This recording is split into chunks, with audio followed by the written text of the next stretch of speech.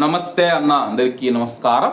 Kuwait చరిత్రలోనే మనం చూసుకుంటే ఒక కువైటీ మహిళకు మరియు ముగ్గురు ప్రవాసులకు భారీ జరిమానాతో పాటు జైలు శిక్ష విధించడం జరిగింది. అలాగే వీళ్ళు ఏం చేశారంటే కానీ కువైట్లోని ఆల్ ఖైరాన్ ప్రాంతంలోని చాలిట్ ప్రాజెక్టులు మరియు ఈజిప్టులోని ఒక రిసార్ట్ డెవలప్మెంట్కు సంబంధించి మోసపూరిత రియల్ ఎస్టేట్ పథకాల ద్వారా బాధితులను మోసం చేశారు. తప్పుడు అమ్మకాలు మరియు తప్పుదారి పట్టించే ప్రచార కార్యకలాపాల ద్వారా కొనుగోలుదారుల నుంచి భారీ మొత్తంలో డబ్బులు వసూలు చేశారని చెప్పి నిందితులపైన ఆరోపణలు ఉన్నాయి. అలాగే కువైట్లో పెట్టుబడిదారులు మరియు కొనుగోలుదారులను రక్షించడంలో రియల్ ఎస్టేట్కు సంబంధించిన కంపెనీలు చట్టపరమైన బాధ్యతను ఈ తీర్పు ధృవీకరిస్తూ ఉందని చెప్పేసి మిషరీ ఆల్ వసైమి law firm and legal consultation భాగస్వామి అయిన న్యాయ ప్రతినిధి లాయర్ అలీ ఆల్ అత్తార్ గారిది తెలపడం జరిగింది.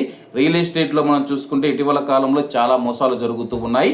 అలాగే కొంతమంది కువైటీ ప్రజలు ఎవరైతే ఉన్నారో పలు ప్రాజెక్టులలో మీరు పెట్టుబడి పెట్టండి, ఆ యొక్క ప్రాజెక్టులలో భారీ లాభాలు వస్తాయి, లేక ప్రాజెక్టు ఏదైతే ఉందో అది మీరే కొనుగోలు చేయాలని చెప్పేసి తెలపడం జరిగింది.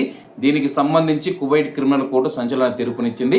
ఆల్ ఖైరాన్ ప్రాంతంలో నకిలీ చాలెట్ల అమ్మకం మరియు ఈజిప్టులోని ఒక రిసార్ట్ ప్రాజెక్టుకు సంబంధించి ఒక పెద్ద రియల్ ఎస్టేట్ మోసం కేసులో కువైటీ మహిళకు, ముగ్గురు ఈజిప్టియన్లకు మరియు ఒక బేదున్ వ్యక్తితో సహా 5 వ్యక్తులను దోషులుగా నిర్ధారించిన క్రిమినల్ కోర్టు వారికి ఒక్కొక్కరికి 5 సంవత్సరాల జైలు శిక్ష మరియు అలాగే 5 మందికి కలిపి 5.316 మిలియన్ల దినార్ల జరిమానా విధించింది. అంటే 53 లక్షల దినార్ల జరిమానా విధించినట్లయితే తెలుపుతూ ఉన్నారనమాట. కాబట్టి కువైట్లో ఉన్న మన భారతీయులు ఇటువంటి నకిలీ మోసాల జోలికి వెళ్ళొద్దనన్నా, ఏదైనా చిన్న పొరపాటు జరిగినా కానీ జైలు శిక్ష మరియు అలాగే జరిమానా చెల్లించాల్సి ఉంటుంది. ప్రస్తుతం వాళ్ళు 5 ఏళ్ల జైలు శిక్ష అనుభవించడానికి సిద్ధంగా ఉంటారు. కానీ వాళ్ళైతే కానీ 53 లక్షల దినార్లు జరిమానా చెల్లించాలంటే కానీ అది సాధ్యమయ్యే పని కాదు. వాళ్ళు జీవితాంతం జైల్లోనే ఉండవలసి వస్తుంది.